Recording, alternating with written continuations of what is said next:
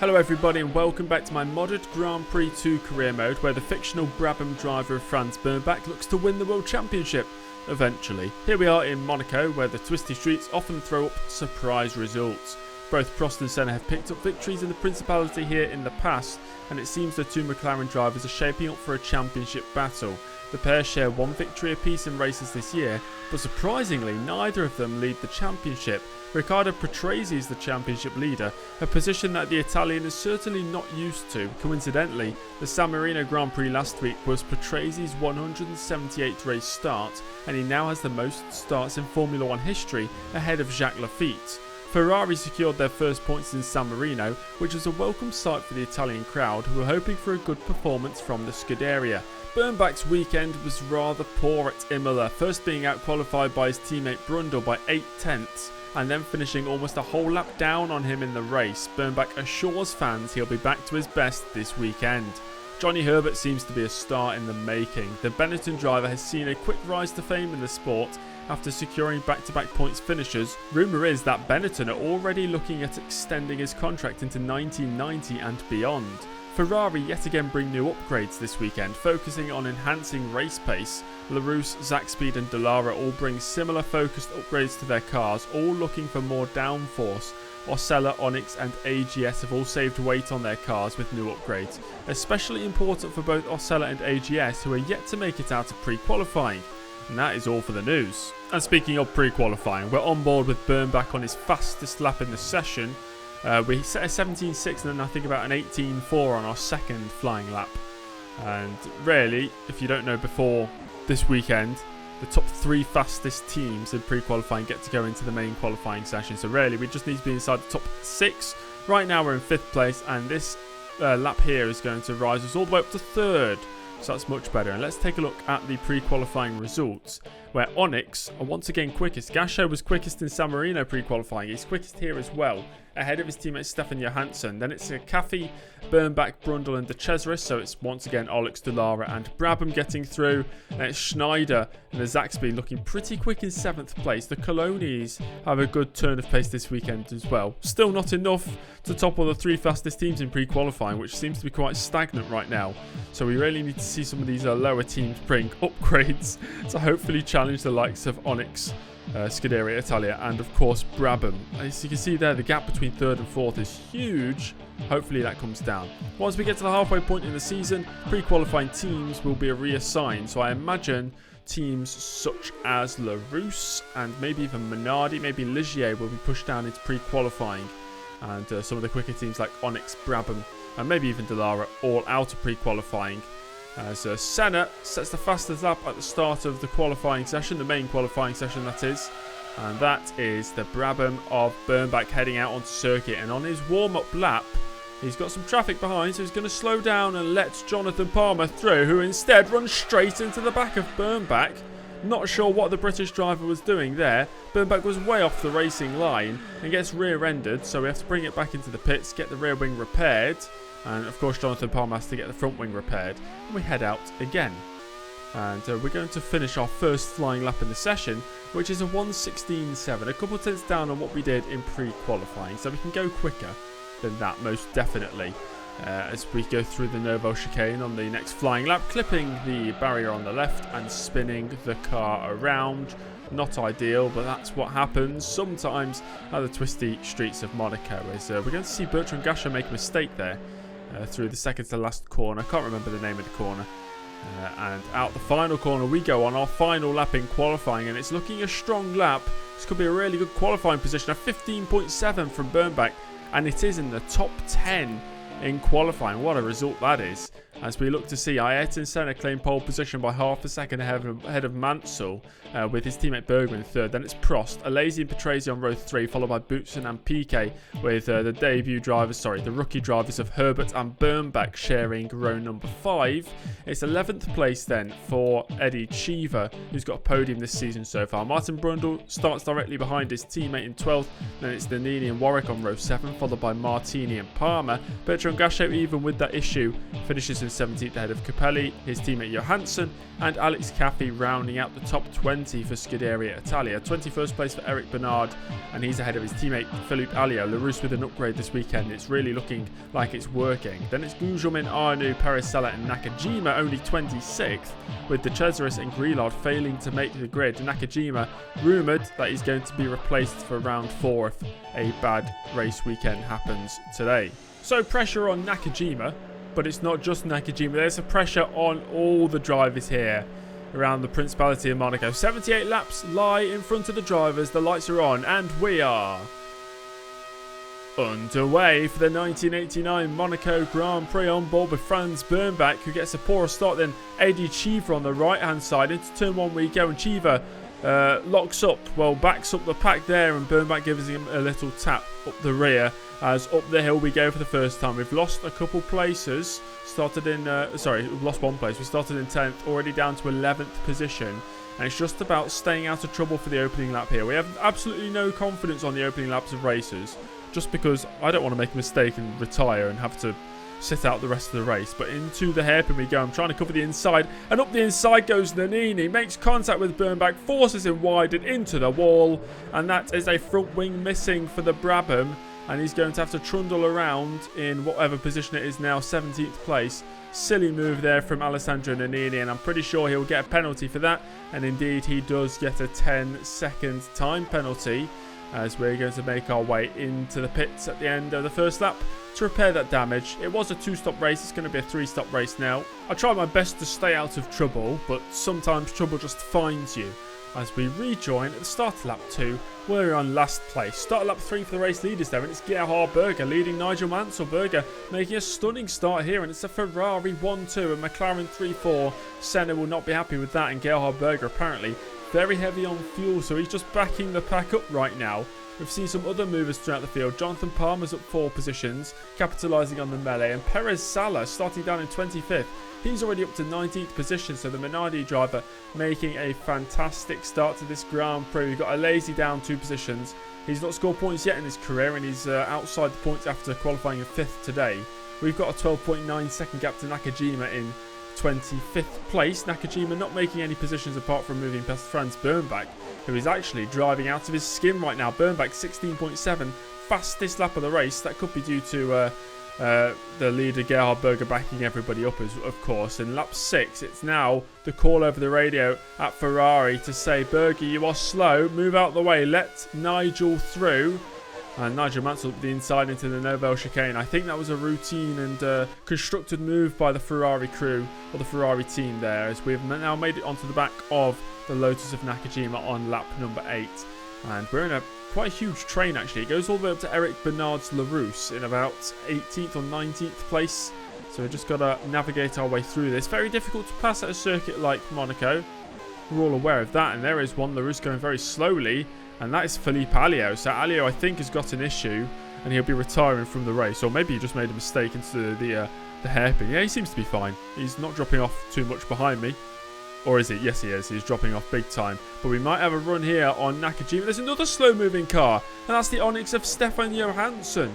So Johansson most definitely out of this race. I think that's actually a loose wheel, as on the exit of the Nouvelle chicane, we have a run to the inside of Tabac corner, and it's a daring move up the inside of Nakajima, who could be in for his final race at Lotus if things keep going as bad as they are right now. And that's the first retirement of the race. That's Stefan Johansson out, as we are now right behind the march here of Maurizio Gugelmin, about to start lap 12. Bermbach in the slipstream, pulls out and up the inside, braking later than the Brazilian, takes that position. It's 22nd place now for Bermbach as he continues to make his way through the field. We've got a very slow-moving René Arnoux in front, whose teammate Grillard yet to qualify for a race, and that's an even slower-moving Dallara. Arnoux makes the move into Tabac, and I've hit the back there of the Dallara of Alex Caffey, the only Dallara to make it onto the grid today, and that'd be Alex Caffey out of the race. Philippe Alliot also out of the race at the same time. That's a water leak there for the Frenchman. We thought he was going slow a couple laps earlier, and Alex Caffey, once again, a water leak as well. So it's 2 water leaks on the same lap, and he's going to surely retire. Eventually he does retire. So we're 21st now. We're making steady progress. We have had a few incidents, and on the exit of the Nouvelle chicane, up the inside into Tabac, That is a move on René Arnoux. So we're inside the top 20. So we're making good progress. Hopefully we can get back up to inside the top 10 by the end of this race through retirements and just good pace. Because we do have really good pace right now as we're challenging Luis Perez. Sala now down towards the outside of the Nervo chicane. Braking later than the Minardi. Getting the car turned in. I gave him space on the outside or the inside of the corner. So it's fair racing.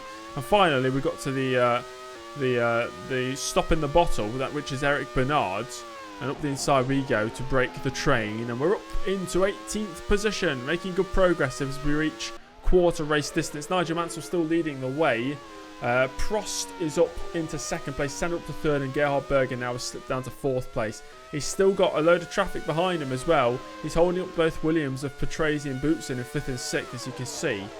And the Lazy's still in seventh place, but he's dropped off the back of the Williams pair as Prost leading Senna. It's very close between those two. I imagine that's going to be a battle that rages on for the rest of the race, as that's another retirement. It's Bertrand Gachot. So once again, Onyx failing to finish the race. No surprise there. Prost getting through some of the traffic and Senna following him into turn 6. Senna's at the back of Prost. It's a bump and run, and through goes Ayrton Senna to gain a position. That's going to be looked at by the race stewards for sure. If Nannini got a 10-second time penalty for the incident with me, I imagine Senna's going to get something similar, and he does get a 10-second time penalty for that incident with Alain Prost. It didn't help that the march of Gugelmin was in the way as well. But we can't blame Gugelmin for what Senna just did there. As we're continuing to close on the Minardi of Martini, this will be for 16th place, and now we're on the back of him as we start yet another lap. This is the lap we're going to go into the pits for what should have been our first stop. It's going to end up being our second stop, of course, on lap 28. That's Martini making move on Ivan Capelli. Capelli not looking too quick at this stage, and maybe on the exit of the Novel chicane towards the back corner. For the third time this race, we make a move up the inside there. So up to 16th before diving into the pits. And unfortunately, I think we might come out into some traffic depending on how quick the pit stop is. Yep, Perez Sala is going to go through. Luckily, no more drivers. There is about 5 or 6 drivers right behind Perez Sala. We've jumped in just behind the Minardi. And on the fresh tyres, the fresh and strongly gripped tyres, we're going to make a move here around the outside of Perez Sala. I think we already passed him here as well in this exact same move a few laps prior to this. And we made the move again. And back up to 17th place as Nakajima involved in a very strange incident with Bernard. Nakajima out of the race there. And I fear that might be the last we see of Satoru Nakajima in the Lotus team. He's not had a good start to the season. Lotus not with Honda engines anymore. And Nakajima, well, I think his time's up. The rumours were there before the race, and the rumours will definitely still be there after this race. So it's about 12 seconds to Ivan Capelli in front right now. We're closing that gap down. And he did make a mistake on the lap after. So we've got to run down towards turn 1. And up the inside of the Italian. Nice and routine again from Bermbach, keeping it clean. And up to 16th position. As that's Ayrton Senna taking the race lead, whilst the race leader, or the previous race leader, Nigel Mansell, goes into the pits. So the Brazilian now leads the race here in Monaco, where he won last year, of course. His teammate Alain Prost potentially taking second position. Prost lost a bit of time because he actually collided with Capelli. It wasn't caught on the cameras, but he collided with Capelli, and he might just be up to second. No, that's Mansell rejoining in front. And Mansell out in second place. Prost remains in third position. And he's had another incident a couple laps later. Prost lapping Arnoux. He's made a mistake there at turn 1 and he's losing a lot of time. Meanwhile, Ayrton Senna into the pits. Nigel Mansell will retake the race lead and set the fastest lap of the race. And Prost is almost a lap down now on the race leaders. As on lap 37, it is all over for Bermbach. It's going to be his first retirement of his career. It's a transmission issue for the Brabham car and he's stuck in second gear. And unfortunately, the race that started badly and was progressively getting better and better has come to an end just before the half race distance. Now we're going to find a safe space to pull over and retire the car, which will be on the exit of the swimming pool chicane. It's an unfortunate way for this race to end, but I suppose that's how things go sometimes, and that's how it's gone today. As Nelson Piquet in 5th place, right ahead of Jean Alesi in 6th, who's actually back inside the points now. He was 7th at one point, he's now back up to 6th position. Both of these drivers yet to score points this season. Piquet hasn't even finished a race so far this year. And Piquet boxes, so Alesi back up to 5th place. And there's an incident down at turn 1 between Martini and Jonathan Palmer rejoining from his pit stop. Martini into the wall there, a little coming together. And that's the second time this weekend Jonathan Palmer has been involved in an incident. You'll remember in qualifying the issue he had with Franz Bermbach as Eddie Cheever boxed. He was actually up in 3rd place because of Prost's unfortunate incident. So Boutsen up into 4th, and that means Boutsen in 3rd and Alazi in 4th position ahead of Johnny Herbert in 5th place, on for 3 point scoring finishes in a row. Right now, it's a 3-way fight right now as well, as after his pit stop, Gerhard Berger is right on the back of these rookie drivers and putting on a lot of pressure. It's 3rd, 4th and 5th place right now because Boutsen has gone into the pits as we look to see. Martin Brundle not doing too well today. He's down in 14th place. He's tucked up right behind the arrows of Derek Warwick. Brundle did qualify okay. He qualified up in 12th. But the Brabham maybe not with the race pace, as both Alazi and Herbert into the pits. That's going to give Cheever back the positions. Gerhard Berger free to run away in 3rd position. And Cheever right behind, I think it's Thierry Boutsen. So Boutsen 4th and Cheever in 5th position as it stands. As Alan Prost, after those incidents he had, he's down in 7th place. Almost a lap down. You can see the race leader Nigel Mansell behind him, almost in shot. As Alazi and Herbert rejoin 9th and 10th after their pit stop. So they'll be looking to hopefully climb back up inside the points. As on lap 57, it's another retirement. It's the only Ligier in the race. It's René Arnoux. And that seems to be a suspension failure for the Frenchman. As we've reached lap 60 now, Mansell leading Senna, but the gap is coming down. Remember though, Senna does have a 10-second time penalty to be applied after the conclusion of this race. Riccardo Patrese just ahead of Eddie Cheever, but Patrese does have one final pit stop to make. At least that's what we think will happen. As Nelson Piquet, he does not need to pit again, but he is very, very slow right now. He's got Prost all over him. Prost trying to make his way back inside the points. And then we have Nannini ahead of the Tyrrell of Alazi. And Johnny Herbert, that's Nannini's teammate, down in 10th place. Nannini also has a 10-second time penalty to be applied at the end of the race. So anything can happen still with those penalties yet to be applied. But Nigel Mansell, he's about to lap Alain Prost, and Prost making a move up the inside there of Nelson Piquet. That's for 6th place in the race, should I say. Piquet now is under huge pressure from Alessandro Nannini on lap 62. And it's another move into the Nuremberg chicane. That's where the drivers are getting the moves done here today. As Mansell and Senna now separated by less than a second. Can Senna make the overtake and then pull a 10-second gap? That'll be what we're looking out for, as that's Alazi to the inside of Piquet now. Piquet just dropping. I think his strategy, it might have been a one-stop strategy actually, just not working out. He does not have the tyres yet. As Gerhard Berger out of the race. Berger retires. I think that might be a suspension failure for Gerhard Berger, who the Ferrari drive out of the race whilst his teammate Mansell leads. And that's here Herbert now making his way past Nelson Piquet. And Senna out. Oh my God. First the Ferrari, now a McLaren, both front runners out of the race. Ayrton Senna, his 2nd retirement of the season. And that's an engine failure for the Honda in the back of that McLaren car. Eddie Cheever now up to 2nd place because of that. And Alain Prost up to 3rd because of all the retirements with Berger and Senna both out of the race. And Prost actually very close to Eddie Cheever. He'll make that move before the end of the race. I'm sure he will. So we look to the battle for the final points positions then. It is Nannini, Alazi and Herbert all battling. And the 2 Williams closing in behind as well after their final pit stop. And another retirement late on. It is Derek Warwick who was holding up Martin Brundle for the majority of the race. His suspension has now failed. That's elevated Brundle a position. And it's a 5-way fight for the final few points, with the 2 Williams now trying to get involved, but with only a handful of laps to go. And that's Nigel Mansell rounding the final corner for the final time to win for the first time for his new team Ferrari. A brilliant victory here at Monaco, and Ferrari staking their claim maybe for a championship challenge. Mansell winning ahead of Alain Prost, who does make the move on Eddie Cheever late on. Jean Alesi, his first points in Formula 1 with 4th place, because Nannini's 10-second time penalty has dropped him all the way down to 8th place. Johnny Herbert and Thierry Boutsen complete the points, and Nelson Piquet misses out there on the points.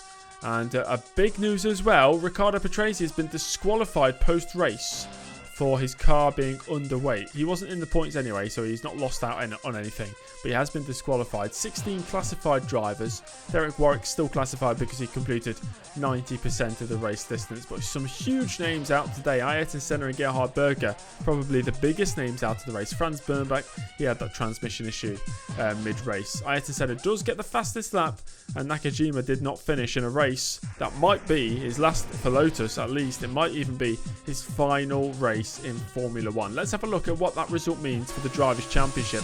Alain Prost leads the championship now. Riccardo Patrese, after his disqualification today, is down in second. Mansell has improved his position up to third. Senna's non-finish today means he's in fourth, ahead of Chiva and Johnny Herbert up in sixth place. Jean Alesi with his first points of the season brings him up to 8th position in the championship. And we've had 11 drivers now score points in the first 3 races, and I'm sure we'll see a load more drivers score points as the season progresses. McLaren lead Williams by 7 points. Ferrari have now moved up to 3rd place ahead of Arrows, Benetton and Tyrrell picking up their first points of the season courtesy of Jean Alesi. Thank you for watching, and I'll see you in the next round, the Mexican Grand Prix. Goodbye.